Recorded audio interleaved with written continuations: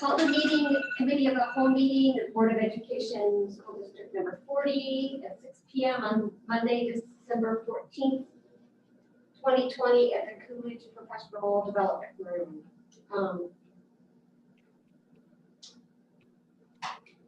We need roll call, please. Audrey Adamson.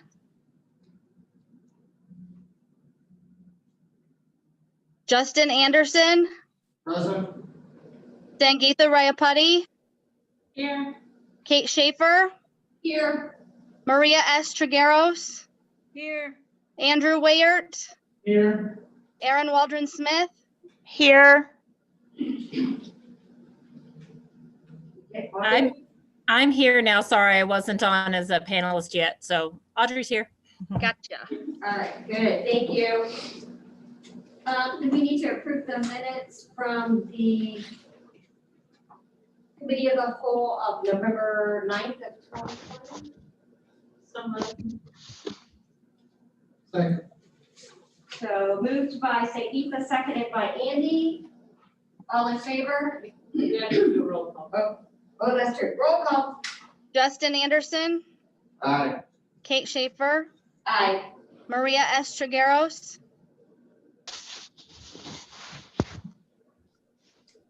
Maria. Aye. Andrew Wayert. Aye. Aaron Waldron Smith. Aye. Audrey Adamson. Aye. Sangeetha Rayapati. Aye. Okay, and we'll move all communication and public comment to the second meeting. Dr. Savage, Aspire program and project update. Very good, thank you. Good evening, everybody. This is the follow-up presentation for our Aspire program. I wanted to reiterate our proposal, review that proposal, and delineate our possible next steps. As you recall, the Aspire program stands for Alternative Student Programs for Individualized and Remote Instruction, and really has become the acronym for our program currently housed here at Coolidge. The purpose of the presentation tonight is to review the proposal for transitioning the Aspire program, again, the current program here at Coolidge, out of the Coolidge facility. To clarify the rationale for the program move and the proposed funding source for the project, and to outline the process and timelines for the launch of the 10-year district strategic facility study and committee, and how the projects identified through this process align with the Aspire project, and gain any additional input from members of the board. And this work is in fact aligned to our PACE goals for this school year. And then finally, to seek formal approval for this project. The Aspire transition rationale is the following. The goal is to create more equitable learning environments for all of our students, highlighting with this project, especially those students with additional challenges and barriers. And for me, the little side note that I put there, equitable learning environments has been a high priority dating back to my first conversations with this Board of Education. We had these conversations throughout the interview process for the superintendency and throughout each stage of the onboarding and goal setting process in my tenure here over the last year and a half. The Alternative Needs Program is estimated to be located, has been located for an estimate of 30 years. We really tried to figure out how long this program has been housed in this facility, and that was as far back as we got. An additional rationale is to provide needed and better access to social emotional learning supports, access to a broader range of courses, access to peers, and access to wraparound supports, more diverse learning opportunities for these students. And furthermore, to expand the program to encompass many different types of students beyond just those currently attending the program here at Coolidge that would benefit from an alternative learning environment, including those students struggling with mental health issues, anxiety, chronic absenteeism, and even truancy. Another rationale is the school within a school model that we are proposing definitely benefits or reflects best practice. And this project is a direct reflection of past, current, and anticipated future PACE goals and would exponentially advance our K-12 district alternative learning model. The project timelines that were discussed at the previous meeting are as follows. Beginning next month, if we were to receive approval tonight for the project, after winter break, we would formally initiate the Aspire Committee. We've got the names, and we are just waiting to invite those folks once the project would be approved. The committee would be comprised of administrators from both the high school and Coolidge, teachers, parents, students, and key social emotional learning personnel such as school psychologists, members of our student services department. Then from this coming January to August, the committee would meet regularly to plan, further develop not only program components, but also associated physical layout of the spaces in the A wing at the high school. The timeline to begin the official renovation or the actual renovation of the A wing would commence this summer in August after completion of the current HVAC work happening at the high school. And then in August of 22, a year and a half from this moment, Aspire students would begin the school year in the new Aspire wing at Moline High School. Proposed funding. As we mentioned in the last meeting, the projected cost is $2.8 million to renovate A wing. This includes classrooms, locker rooms for extracurricular use after school for all students, cafeteria, spaces for other supports such as social emotional learning needs, and student health services. A reminder that the cost for the reduced project was $1.9 million to fund a partial renovation of A wing. The project is able to be funded through a combination of existing monies, including remaining funds from completed 1% projects, specifically Franklin, and the HVAC project is determined to likely come in under budget. No new monies are needed to achieve this goal. That means we would be able to save the capacity for new monies to fund larger projects generated and prioritized through the Strategic Facility Committee. And at this point, I would turn it over to Mr. McDermott for this slide in the event I may have missed any details. No, I think you got everything right. We'll use existing funds for this. This is a smaller project, so it allows us to do that. We have, don't forget, we had, approximately 3.8 million every year for the 1%. And we normally are budgeting about 3 to 3.5 in there. So we have some fund balances for emergency type uses and these type of uses. And it's a small enough project in the grand scheme of thing that with existing funds, we'll be able to manage it. Whereas if it was twice this size, we'd probably have to go with a bonding capacity. Just to refresh your memory, these were the conceptual images that were brought to us previously by Leggett. And you can see the designated area in the front of the high school. Over towards the pool entrance is where the secured access and separate access for the Aspire program would be located. This is a mock-up of what the Aspire entrance would look like. And a rough estimate of the number of classrooms that would be able to be included in this space, along with renovating the locker rooms, and some additional multi-purpose space would also be available, including separate cafeteria space, office space, conference room space, and a number of other key locations for wraparound services and SEL services and support. How does this project align with our 10-year strategic facility study? Currently, we are working on establishing the roles and responsibilities and procedures for the Facilities Committee.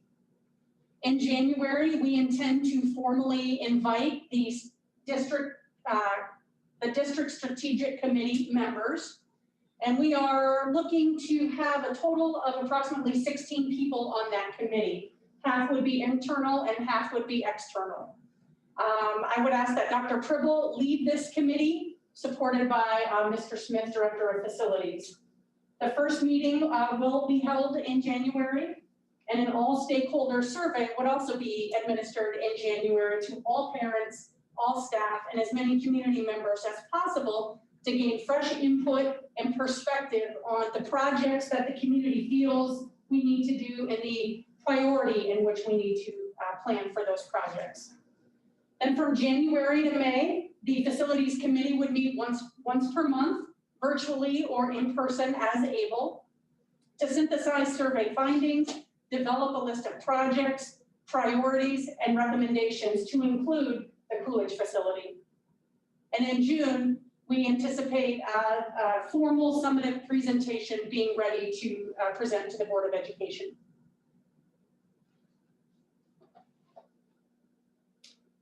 So the board has an opportunity to achieve the following with this project: to provide equitable learning environment that more fully meets the needs of our students with the most barriers and challenges.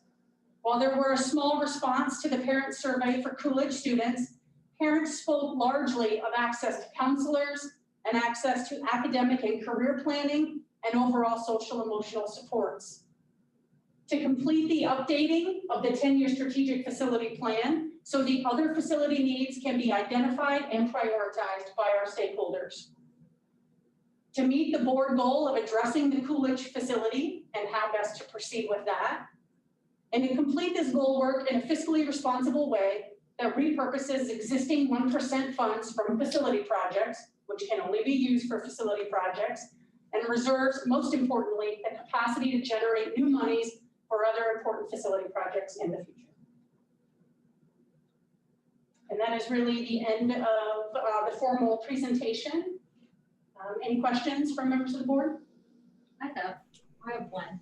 I think, Mr. McDermott, this might be for you directly, but we know that air conditioning elementaries is a huge desire from the community, whether we have it formally in a survey or from our interactions with families.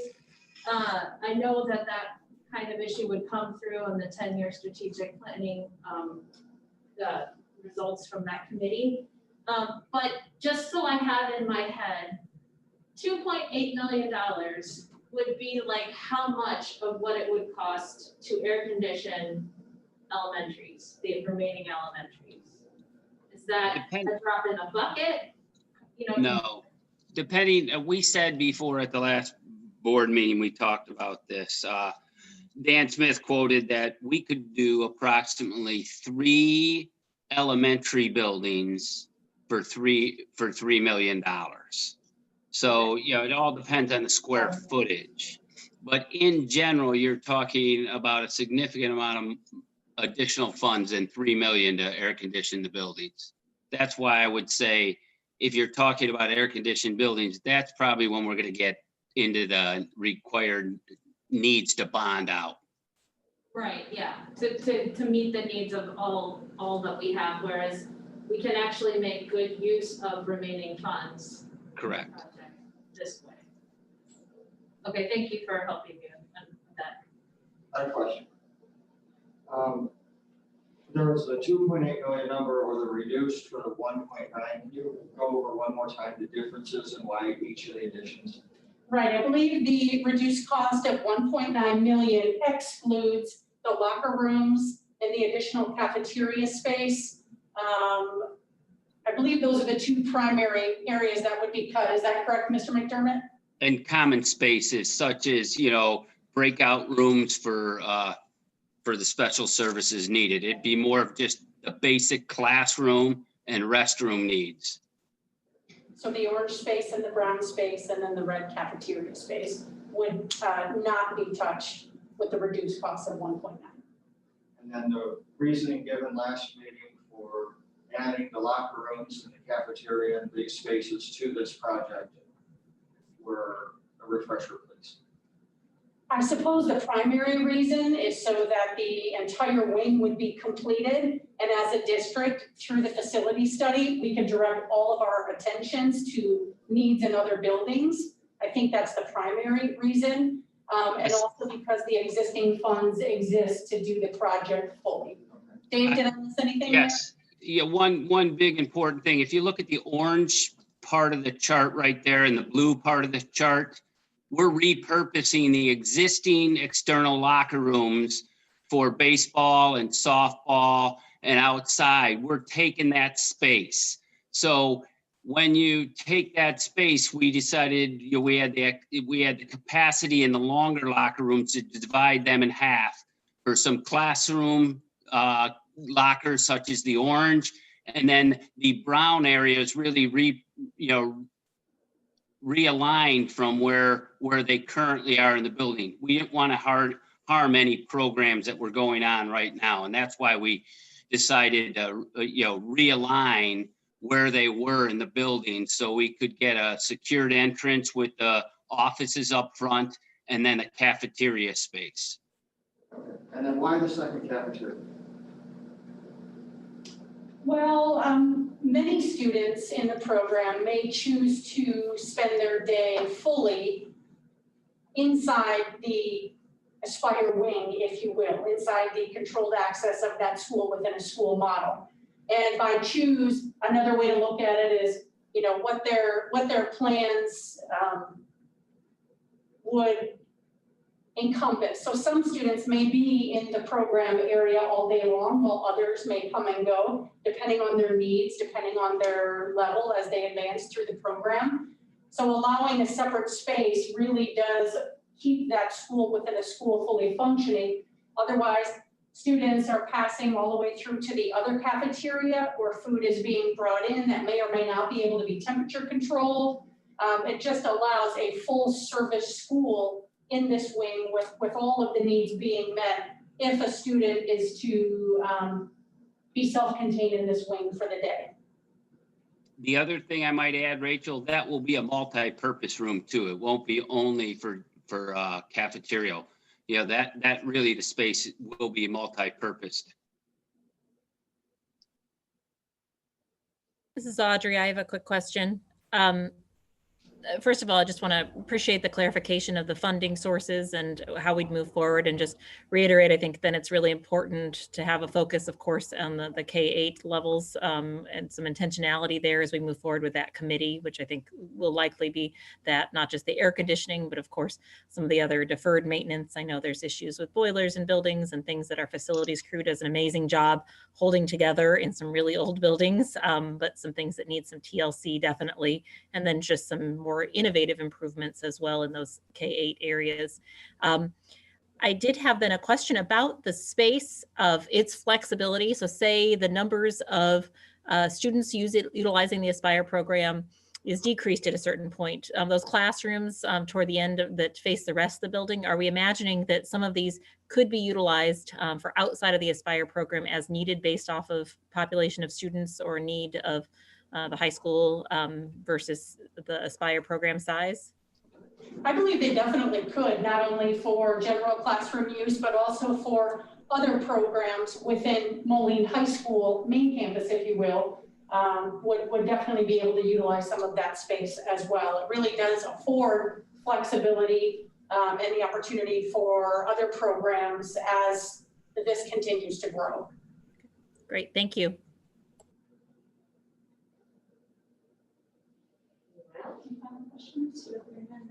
Okay, thank you. And so now I need a motion to adjourn. So moved. Second. Roll call, please. Kate Schaefer,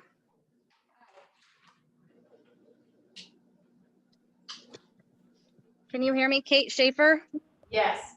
Maria Estragaros, Hi. Andrew Wayert, Aaron Waldron-Smith, Aye. Audrey Adamson, Aye. Justin Anderson, Aye. Sangeetha Rayapati. Aye. We'll move immediately to the regular meeting.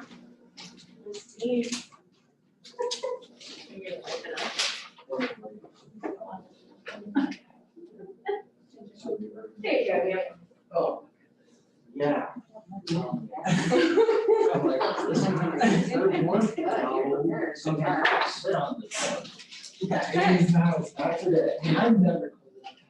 All set? All I call this regular Board of Education meeting to order at 6:20 PM, December 14th here in the Coolidge and online. Roll call, please. Audrey Adamson, Here. Justin Anderson, Present? Sangeetha Rayapati, Here. Kate Schaefer, Here. Maria S. Trigueros, Here. Andrew Wayert, Here. Aaron Waldron Smith. Here. Pledge of allegiance, please. I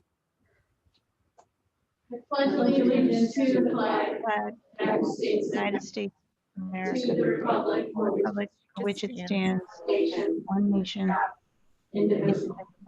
with liberty and justice for all.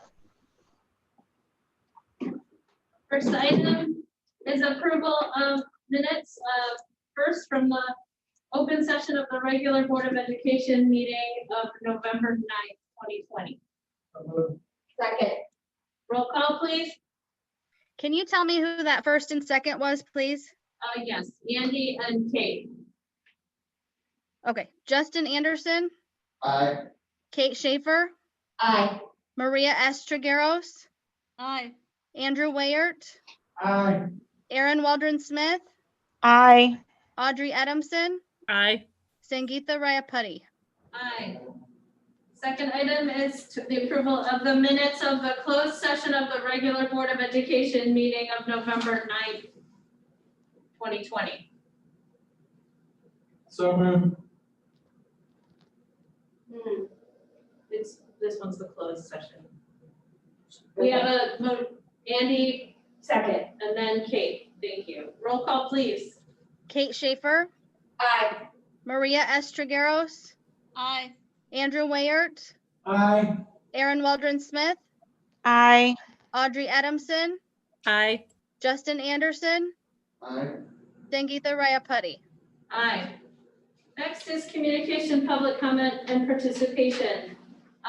I will start with an email that was received today. And then I will ask that Mr. Reed let us know if there's anyone online that wishes to speak.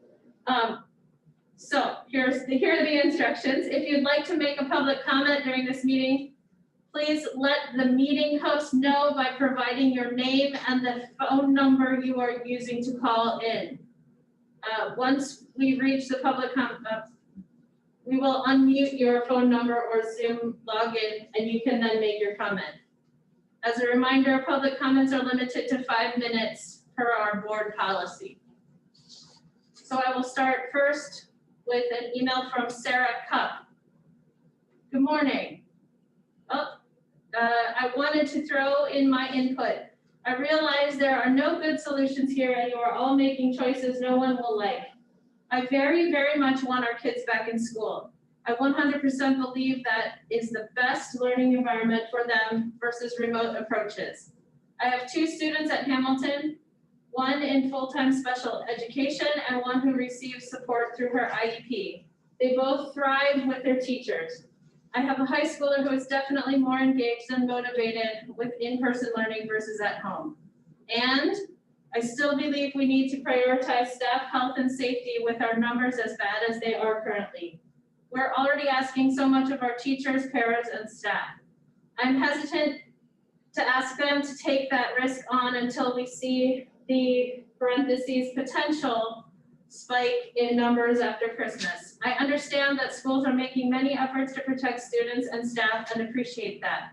But the reality is we also have many families not taking precautions outside of school, which is their right, but adds risk to the idea of bringing students back quickly.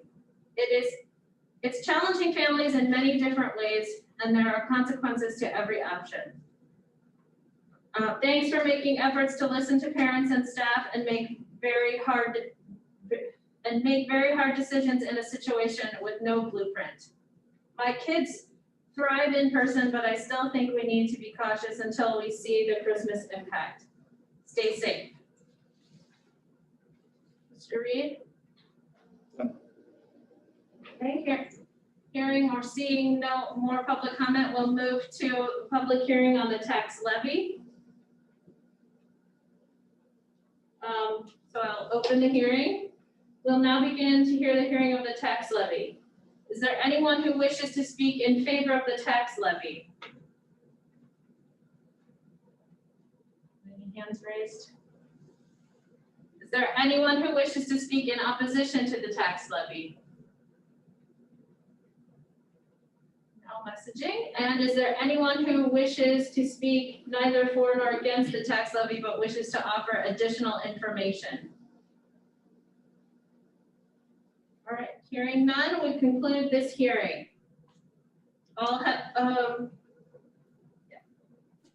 Concludes this hearing of the tax levy. So we'll move on to the consent agenda. It's a recommended motion that the Board of Education accept the items contained in the consent agenda as presented. So moved. So moved by Kate. Is there a second? Second, Audrey. We'll let Audrey have, seconded by Audrey. Woohoo! Roll call. Roll call, please. Maria S. Trigueros, Aye. Andrew Wayert, Aye. Aaron Waldron Smith, Aye. Audrey Adamson, Aye. Justin Anderson, Aye. Kate Schaefer, Aye. Sangeetha Rayapudi. Aye. Next item is approval of the resolution for the 2020 tax levy. The recommended motion is that the Board of Education of Moline-Coal Valley School District number 40, Rock Island County, Moline, Illinois, adopt the resolution approving the official tax levy as listed. So moved. So moved by Justin, Second. seconded by Andy. Is there any discussion? I do just have one question for Mr. McDermott. Is he with us? Yes, So I just wanted to confirm that this tax levy helps us for next year, but there's still uncertainty about the following school year in terms of what our funding will be like, correct? correct. This is the most stable revenue that the district receives. So by approving this will give us a foundation for next year with the uncertainty that lies in Springfield and with the federal government. So it helps us tremendously with this tax levy being consistent and solid. Okay, thank you, I appreciate that. Anyone else? Okay, roll call please. Andrew Wayert, Aye. Aaron Waldron Smith, Aye. Audrey Adamson, Aye. Justin Anderson, Aye. Kate Schaefer, Aye. Maria S. Trigueros, Aye. Sangeetha Rayapudi. Aye. The next item is the approval of resolution for the 2020 tax abatement. The recommended motion is that the Board of Education approve the resolution abating all of the property taxes heretofore levied for the year 2020 to pay debt service on the general obligation school bonds, alternative revenue source, series 2018 of Community Unit School District number 40, Rock Island County, Illinois. So moved. Moved by Mr. Anderson, is there a second? Second. Seconded by Kate Schaefer. Any discussion? Hearing none, roll call please. Maria S. Trigueros, Aye. Andrew Wayert, Aye. Aaron Waldron Smith, Aye. Audrey Adamson, Aye. Justin Anderson, Aye. Kate Schaefer, Aye. Sangeetha Rayapudi. Aye. Next item is approval of Moline High School A-wing renovations. Recommended motion is that the Board of Education approve the Moline High School A-wing renovation plan and timeline for the purpose of moving the Aspire or Coolidge campus program to Moline High School at a cost not to exceed $2,800,000. So moved. So moved by Mr. Ware, Second. seconded by Aaron Waldron Smith. Oh, it was Maria? No, Aaron. Oh, Aaron, got it, thank you. Any discussion? Yes, Mr. Anderson. Just one last clarification, my understanding, the school within a school concept, with that gym in there, is that only going to be for the Aspire program then, or will other students be in the hallway to access that gym? I believe the gym would be used by the Aspire program during the school day, but then after school for a variety of different extracurricular and activities. With the completion or soon to be completion of the new PE facility, it really eliminates any need for that space during the school day. So that whole wing, that main hallway through it will only be the Aspire students during the school day. Yes, that is how it's currently being designed. The Aspire committee may seek to come up with some other possibilities for that down the road. For example, how students might pass to that area to get to the pool during PE. So they do have a few of those things to work out, but for the most part, yes. Anything else? Okay, roll call, please. Andrew Wayert, Aye. Aaron Waldron Smith, Aye. Audrey Adamson, Aye. Justin Anderson, Justin Anderson, No. Kate Schaefer, Aye. Maria S. Trigueros,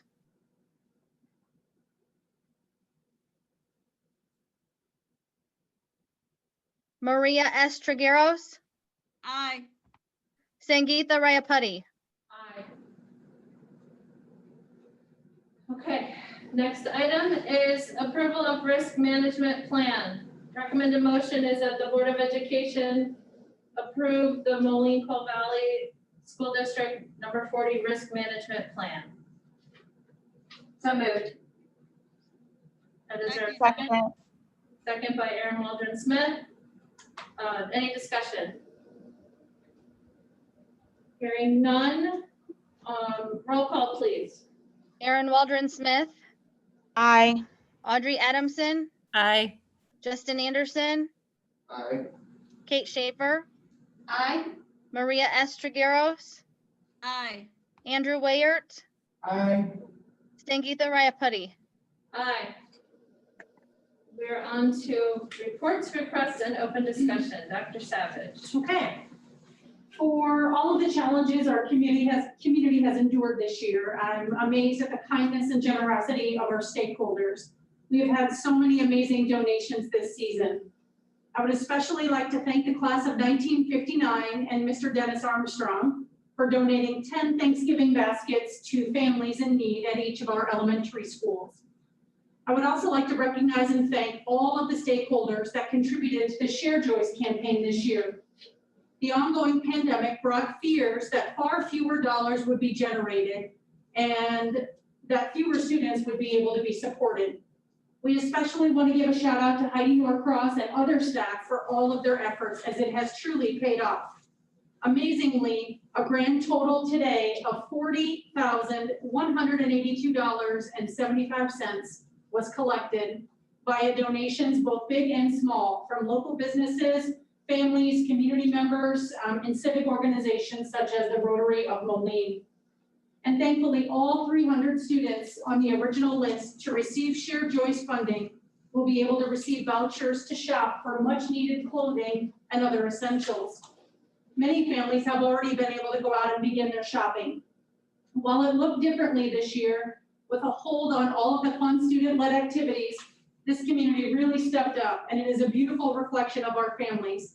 It definitely speaks to the generosity and caring spirit of our city, and for that, we are truly thankful. Regarding the climate and culture survey data, monitoring and caring for the climate and culture of our district is very important work. It is something we do not take for granted and work intentionally toward improving each year. Every single day, each one of us either contributes to or takes away from our positive working environment. And for that, we have prioritized this work in our district goal setting 2 years in a row. We administered the district-wide climate and culture survey this fall at the end of October. Results came in and a thorough analysis was conducted at the building level and district level collectively. We had 627 total participants out of a possible 1,100 employees, making our participation rate 57%.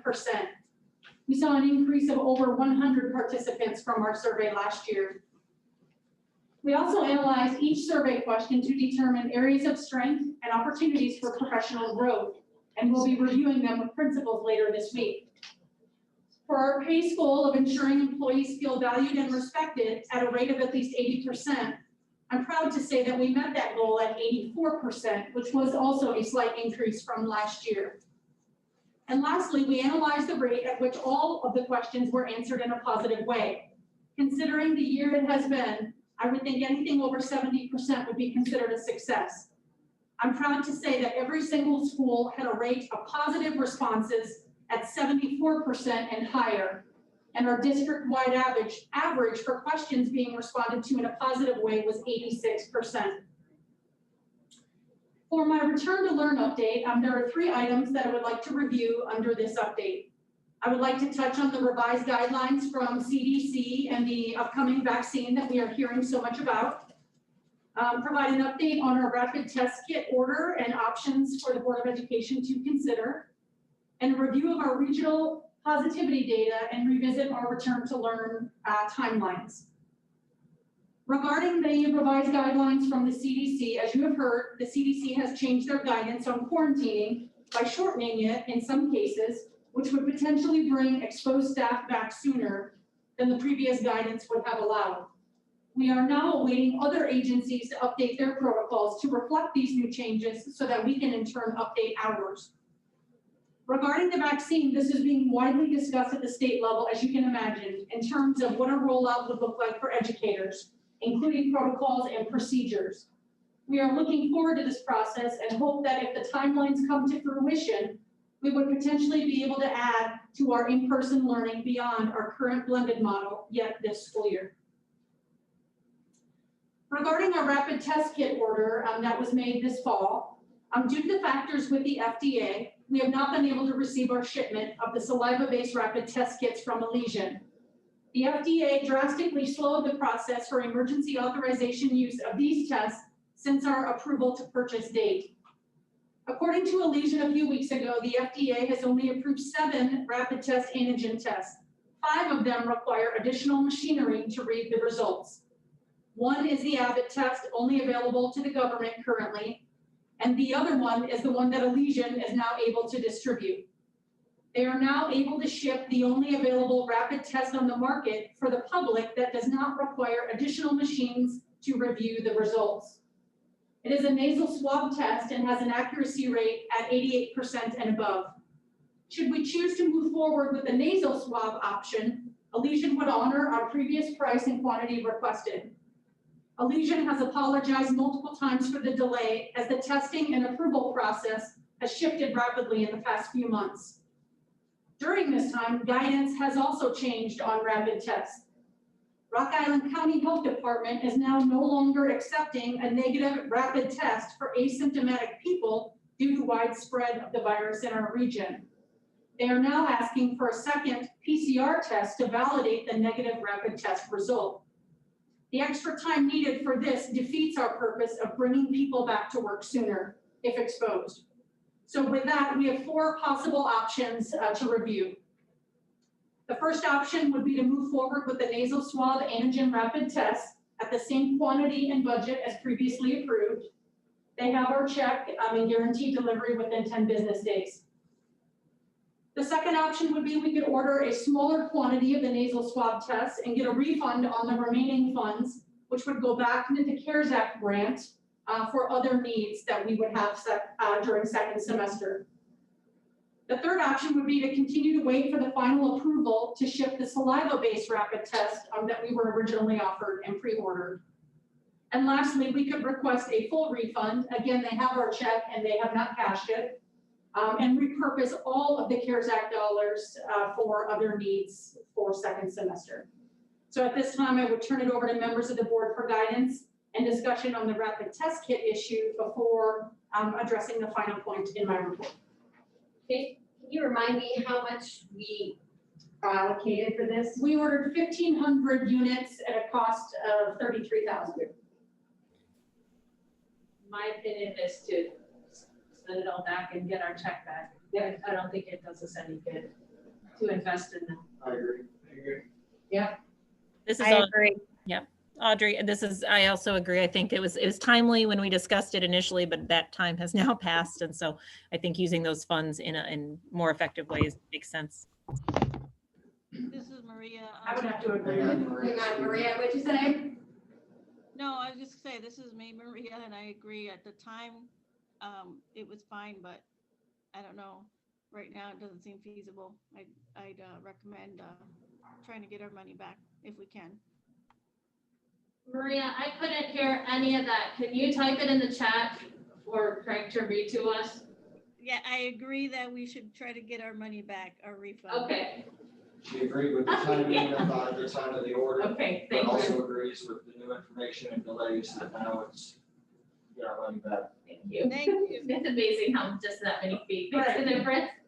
I agree. Sadly, I feel like we've missed our window. It would have been timely had we received the product in the original ship date. And I'm still grateful that we were able to be proactive and really did our best to come up with as many possible solutions to keep our schools open. And there certainly will be much needed use for those funds second semester from extended, covering the fees for extended nursing hours, holding on to our long-term substitutes potentially for second semester. All of those things will be instrumental for us as well. And we do appreciate the company still offering the honor request and quantity, and pricing and all that for us, giving us the choices. I will pass that along, Mr. Anderson. They have been fantastic to work with. I've kept in constant contact with their rep, and they are watching this as well. So I will pass that along. Thank you for that. So moving on to my last point, regarding the local positivity rates and our return to learn timeline. We have completed 3 weeks and a day of full-time remote learning. We suspended tracking positive cases on the website Friday, November 13th. At that time, we had 169 total staff and student positive cases since the beginning of the year. Since the transition to full remote, staff has reported an additional 26 new positive cases for a new total of 195. It is possible the number is higher as we only have the number of positive cases that is being reported to us. Outside of that, we have 3 other data points to guide us in our decision-making. Positivity rates from Region 2 and from Rock Island County, and also from the Unity Point Health Trinity's daily statistic website that I put forth in a couple of board reports ago. The data from today on the IDPH website for Region 2, which is valid as of December 11th, is at a 10.9% positivity rate. For Rock Island County, daily positivity rate, again on the IDPH website for up until the 11th, has a rate of 12.2% positive and a 7-day rolling average of 14.3% positive. The Unity Point Trinity statistics data from noon today, which also provide a more local snapshot, reports latest virus inpatient count at 69 plus 7 more suspected. Rock Island County Hospital capacity is at 68%. Current regional ICU operating capacity is at 56%. Daily average testing positivity rate for the month of December, again through Unity Point, 28%. And the past 7-day average positivity rate, again, according to Unity Point, is at 27% positive. I've reviewed this data and our metrics document for district decision-making, which is now linked to our website for folks to be able to access. And as of now, we are slated to return to blended learning on Tuesday, January 5th, as Monday the 4th is an institute day per the district calendar. And from that date, there are an additional 7 possible blended days until the official end date for Q2 and first semester. Should the board choose to extend remote learning for the final 7 days, our return date to in-person learning would be the start of Q3, Tuesday, January 19th after MLK Day. As I understand it, there are two approaches to this incredibly difficult decision. There's an educational-based decision and a safety-based decision. Both are equally important. If it is an educational-based decision, there's no doubt that our students learn better in school, where they have direct access to teaching and all of the supports that go with that. Many students, surprisingly, despite the challenges of remote learning, are finding success, especially those that have the needed supports available to them at home. We have even seen an uptick of new students enrolling in our district during the pandemic. Since the new student intake center opened on September 14th, we have enrolled an additional 124 students from all over the country. On the other side of the spectrum, equally, we have many other students that are really having a hard time at home in remote learning for one challenge or another. A data poll as of last Friday shows about an average of 10% of students in each school are fully disengaged, and a total of approximately 30% of district-wide students have at least one failing grade. Sadly, the majority of the disengaged students are those that chose full-time remote learning from the very beginning. We continue to try to encourage them to return to blended learning when the next window opens, and we continue to reach out and engage with them and their caregivers through calls, emails, and home visits. And I can't say enough for our counselors, our deans, our teachers, our principals. So many are reaching out and going to the homes of kids and doing everything possible to keep the engagement going. I want nothing more than to have our kids in school full time. It literally keeps me up at night. And it is not a wrong decision to go back to blended learning on January 5th. And I would certainly understand it if that's the direction the board chooses to go. If it is a safety-based decision, we would look at the regional positivity rate being above the 8% warning level and the date of January 5th being only 5 days from the New Year's holiday. And we would consider the likelihood of people choosing to gather to ring out this horrible year. The virus has taught us that it is about 5 days in after exposure, give or take a few days, when symptoms begin to develop. And I would not want the number of positives and those needing to quarantine to once again hinder our ability to cover classes after just resuming in-person learning.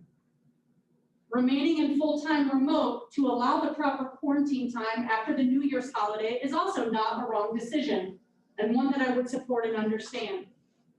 It was in fact the holidays, beginning with some days after Halloween, that actually began our downward spiral with staff quarantines due to positives and exposures, causing us major staffing issues across the district.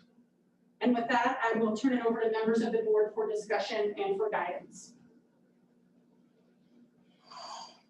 Who wants to go first? Justin, go ahead. I agree, it's an education and safety decision both. As a school would suggest that we're primary towards. Hey, Justin, Yes, can you talk up a little, please? you bet. I agree that this is an education and a public safety decision, both. And speaking from the position of a school board member and school district, it would be in that entity's best interest to have the students return as soon as possible. However, also being a public body, and let me think the right way to put this, and having to think of public safety for everyone across the whole community that would interact coming through our buildings that would not normally interact outside of the buildings, and they're not right now with full remote learning, to the extent they would be inside. It's a lot of crossing paths that is avoidable at the moment. And after watching Halloween, watching Thanksgiving, seeing and hearing about lots of weekly gatherings, and planned gatherings coming up for the holidays, for Christmas, New Year's, Hanukkah happening right now, and other holidays through the next couple of weeks. I've also heard and observed myself that in many of these places, when people get there, they enter where they're going, and all these safety precautions go away. The masks come off, the distancing goes away, all the stuff that we're doing elsewhere stops when we enter our gathering destination, wherever it may be, for whatever type of gathering it is. With that and the holidays coming up, I can't believe I'm the one starting with this, which is why I was willing to go first. Okay. I think for the entire community and safety and looking at wanting to come back fuller sooner, that we postpone returning until the 19th with the intent to come back with more than 2 in-person learning days, even if it's 3 in-person and 2 remote. Start graduating towards more. Because, that's fine. Also, over the next month in that scenario, some of these vaccines that have already arrived and are starting to be administered will get around. People will recover and heal that have it now. Less spreading will happen over the course of that time, and some of this new medication starting to get distributed and used. I think it would be a setback to coming back fuller than 2 partial in-person days, to come back on the 5th and drag it back out another 4 to 6 weeks. Thank you. I've been really torn between the data, the head stuff and the heart stuff, and have received emails from families, from teachers, and had some really good discussions with people who are really impacted. So in my head, I think about staff, students, and families. That's who gets the impact of whatever we decide. And I've been trying to come to a resolution of these 2 head and heart things. And I agree that coming back too much too soon is gonna put all the plans and all the learning at risk again.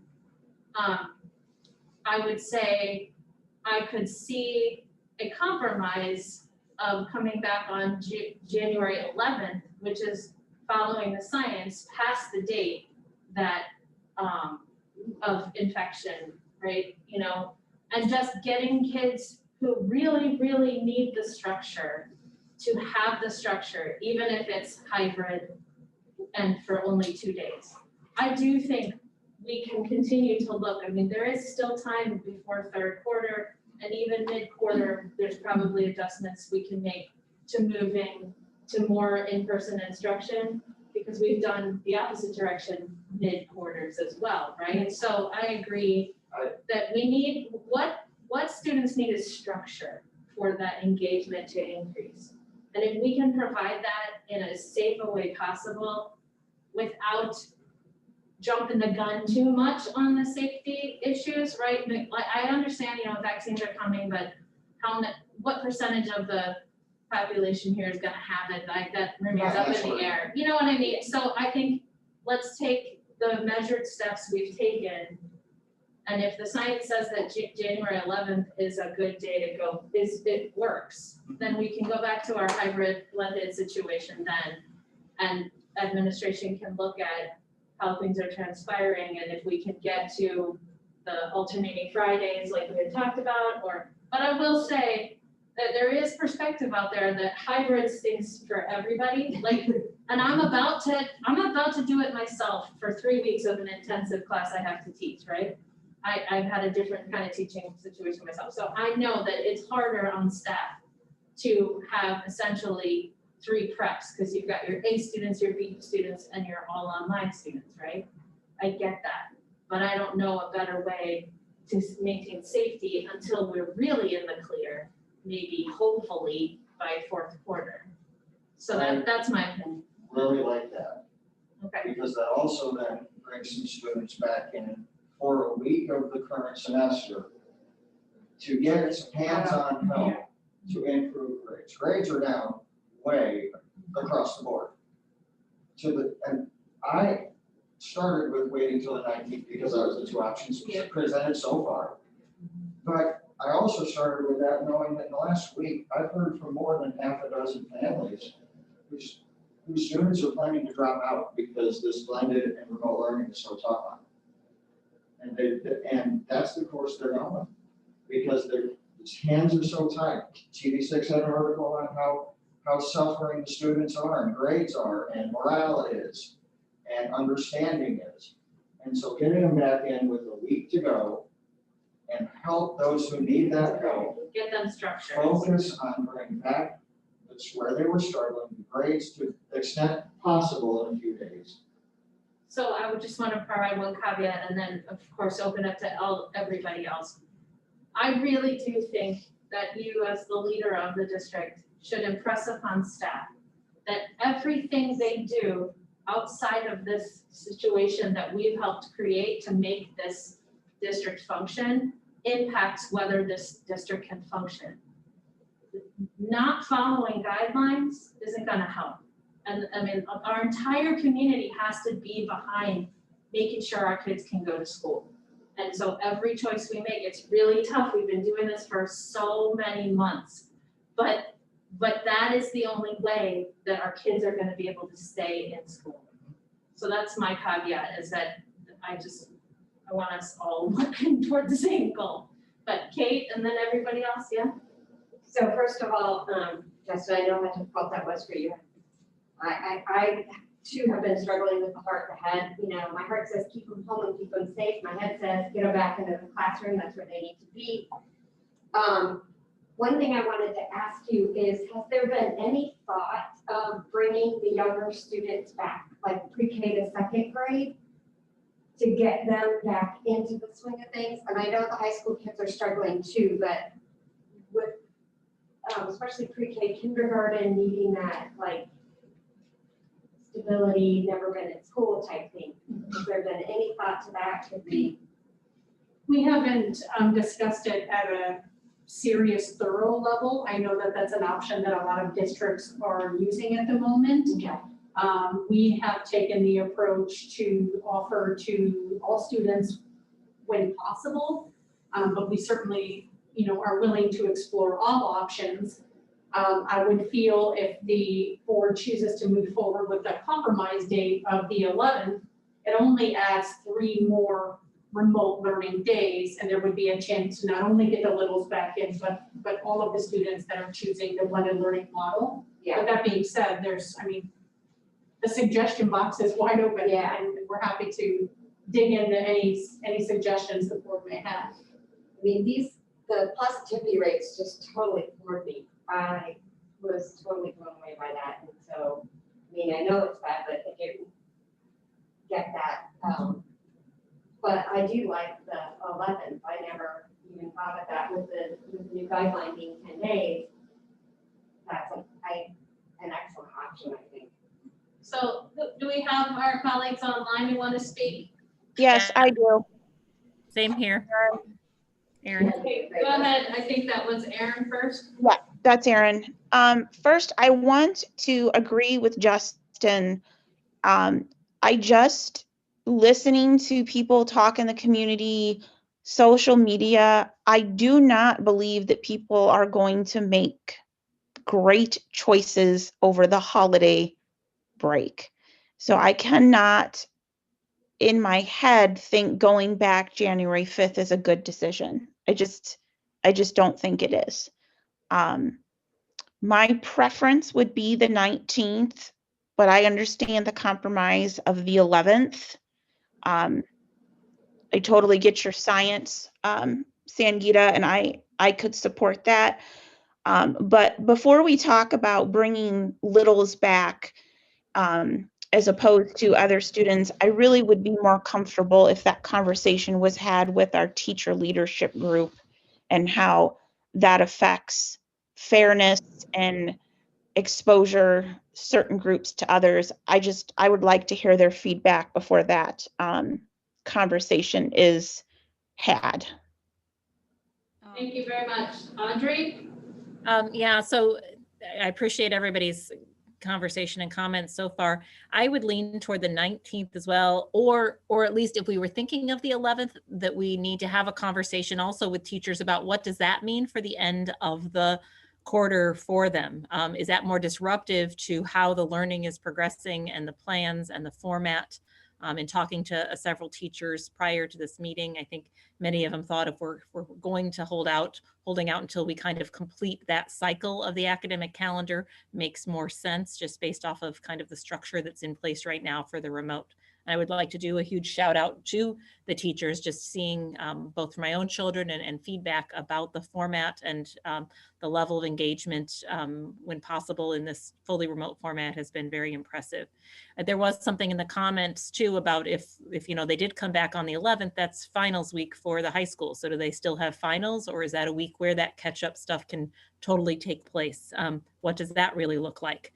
So I think before we would maybe move it to the 11th, that we would really need to have a discussion with teachers to figure out, does that make sense for their curriculum and what's happening at the end of quarters, or does it make more sense to start a quarter fresh in the hybrid model, with the hope then still of giving us even a little bit more cushion of time for behavior and health, and you know, making plans for, you know, the 2 days, and then maybe being able to bring in that third day and looking at extending some things in the future. So I think right now I would lean toward the 19th unless there is a strong feeling by the teachers that they think the 11th would be effective and work, but I don't know if that's what the case is.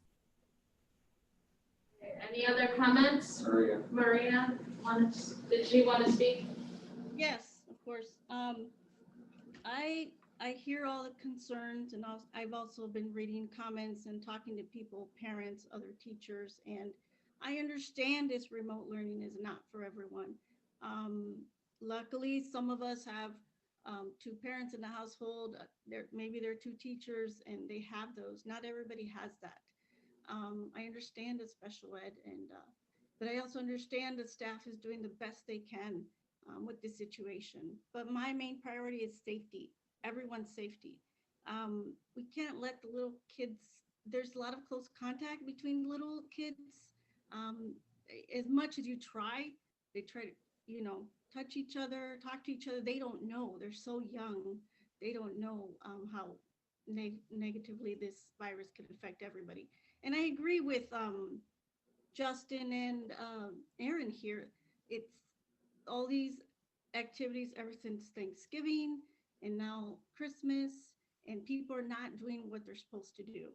And I just feel like those numbers, like there was upticks after Halloween. I saw parties and community, all the communities all over, and they're not sitting still. They're not keeping their masks on, like Justin said, when they're walking into certain areas. I just want to avoid anyone being affected, and unfortunately, all of us have been affected by the COVID. And I am really leaning towards the January 19th, and those are my final thoughts. Thank you so much. Mr. Ware. You know, the most, you know, we've all heard from everybody on this. I mean, we've heard from my sister the other day. You know, it's everywhere. But I think you gotta let the science dictate where we're at. I mean, those numbers that you just gave are alarming, and they're troubling, and it's people are getting fatigued. You know, they're getting fatigued to have the kids in the house. I have 2 at home right now that I want to put outside. But you know, we have to be cognizant that we're not in a bubble of education. I always say this all the time. Like, the school is part of the community, and we have to be cognizant that we are part of that community, and our community is suffering. So we need to do our best to help our community. Then again, I really like the 11th. I think that is a smart decision, but not tie ourselves to it, right? Like, maybe let's reassess, let's have a target for the 11th, but make sure that we're not going to go to the 11th with 30%, positivity rates. Can I jump in real quick? Yes, please. Erin, I want to go back to what Audrey is saying. I 100%, we do not make decisions just based on teachers. I am a teacher, though I love to have my opinion heard. I want to make sure that I don't know, like, what about finals? Like, I don't know. The 11th is stressing me out a little bit in how that's going to work for implementing curriculum or stopping curriculum. I just would feel better if that conversation was being had with our leadership staff first. That we have time doing that. I mean, granted, there's this week left, and we have to have an answer to staff for what to expect in the new year, right? I really would like them to be aware of what's happening by the end of the week, before they leave for break. Is it, because this is a recommendation to you, not some sort of formal vote, is it okay to have you have a work meeting with leadership to? I do have one scheduled this week. Yeah, to get us some feedback. I mean, they can know that, the 11th works according to the data, right, according to science, but the 19th might work better for logistics of the end of the term, given the different levels of school. Does that make sense? Yes. Does you all online understand? Could you hear what I said? Yes, I would appreciate hearing the feedback so I have the bigger picture, please. So we could have Dr. Savage call each of us or give us an email, an update on conversations on the logistical pieces that there are questions on. So let me just summarize what I think I hear. There are several of us that have said, yeah, we're pretty comfortable with the 11th, and several of us that have said we're more comfortable with the 19th because of these other questions that are still out there. Yes. So what we're essentially saying is either date works, but we need a little more information from the people who are, as we say, the boots on the ground, how they're gonna make it work if we go back before, say, a finals week. And then that's a logistic that only affects one level of our school, correct? Yes. Right, I'm gonna so, be able to get some pretty decent feedback on that by the end of the week and report out maybe on Thursday or Friday morning at the latest. that works for everyone as a Thursday, Friday update, and then we can give her direct feedback. Sangita, can I say one more thing? Yes, As we have so many people online and just in general, I just ask everybody as we hit this holiday season to make safe choices so we can get these kids back in school and so our community can get back up on its feet. I'm begging at this point for people to make good choices. We all want kids in school. Thank you for that, Erin. Totally agree. thank you. We all want them back in school. We want them back in school safe. We missed that, Craig. We want, what was that, Maria? So we all, I mean, I'm a teacher myself in the high school, and I understand the teachers clearly and the community as well, and we all want our kids back in school. That's the best way they learn, but unfortunately right now in these situations, it's not the best way right now. But that's our goal, to get them back in there, and hopefully more than 2 days, absolutely. Okay, thank you. Is that all you have? Okay, I don't have much on terms of our Board of Ed discussion, except that I do have Erin and Audrey on tap for community conversations in February and March.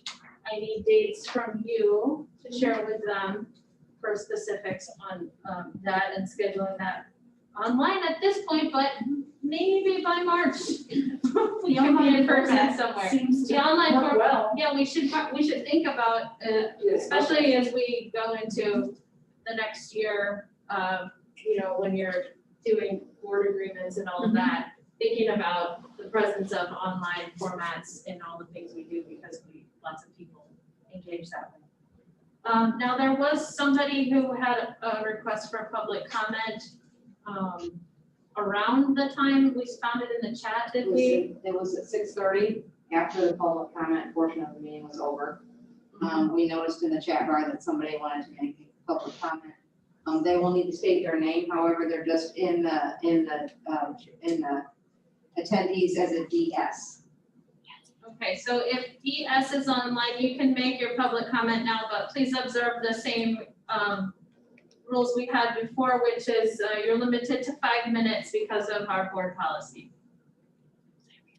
If you'd still like to speak, we're ready. Yes, we so appreciate everything that you're doing. You guys are amazing, and I think you're really taking a deep consideration to all the aspects of going back and I'm sorry, can we pause a second? We need you to state your name for its public. Danielle. Got it. Danielle. Danielle what? Scholl. Thank you. Thank you. Thank you, go ahead. just appreciate the board looking at all of the aspects that affect our students, our staff, as well as the public, and taking that all into consideration. And I know this is a very hard decision and it's a very difficult decision. I just hope that when you look deeper into it, you consider all of the levels of education that we serve in Moline, from the pre-K to the high school, and think about the different learning scenarios that they all need to thrive and what's important for that connection. And so that we can make decisions that help every learner in Moline, and what's right for one might not be right for all. So that's what the tough part is. But I think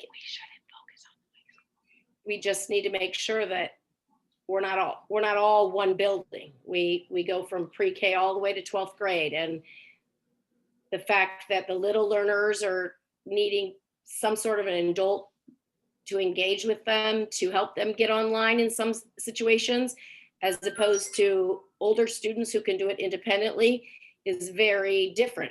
And the learning situations that some of the children that require daycare are at, for maybe they're at the Y or the Martin Luther King Center or at an in-home daycare, and they don't have the support that they need to access the tools online to learn independently, or even sometimes they need structured support next to them.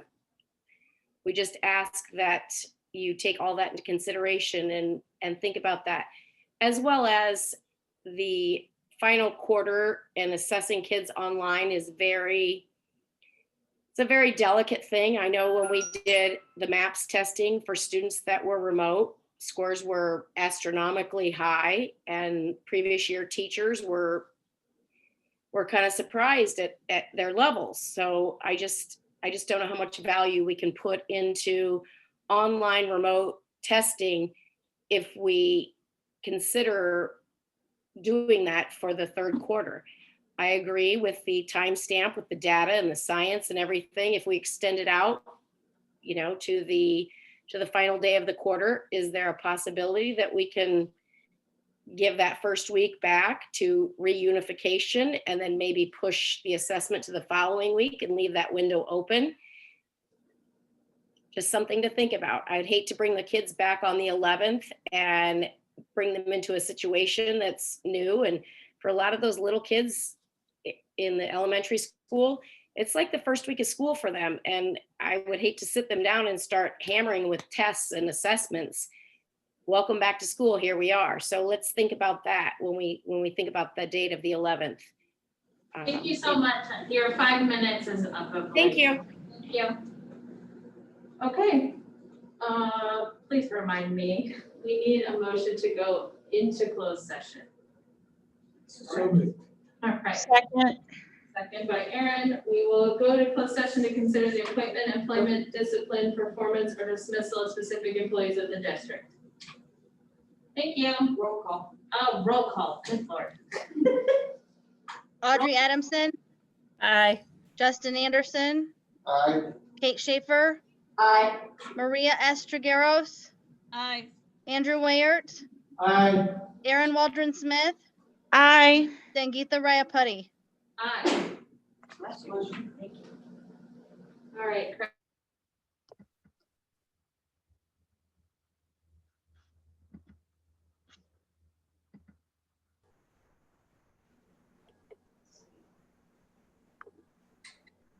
Okay. Okay, I need motion to return to open session. So, Second. So moved by Mr. Anderson, seconded by Mr. Ware. All in favor? I mean, we need to do a roll call. Justin Anderson, aye. Kate Schaefer, Aye. Maria S. Trigueros, Aye. Andrew Wayert, Aye. Aaron Waldron Smith, Aye. Audrey Adamson, Aye. Sangeetha Rayapati. Aye.